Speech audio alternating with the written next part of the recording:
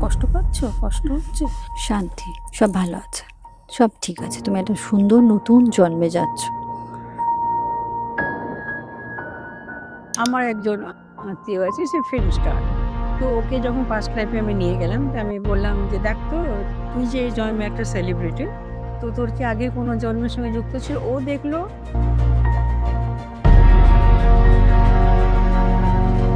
লাইফে গেলাম, তখন অদ্ভুতভাবে আমি দেখলাম যে আমি আকাশে বিবস্ত্র অবস্থায়, আমার সারা শরীরে কোনো বস্ত্র নেই, কোট নেই, আর আমি ধ্যান মগ্ন হয়ে আছি। আমি তো গিয়েছিলাম, বাট তারপরে আমার প্রচণ্ড ঠান্ডা লাগছিল, এখনও আমার প্রচণ্ড ঠান্ডা লাগছে। অন্ধকার শব্দটা কেন বলছো? সন্ধে হয়ে গেছে বলে? না, কালো হয়ে গেছে সবকিছু। কবরে কেন বসে থাকছিল?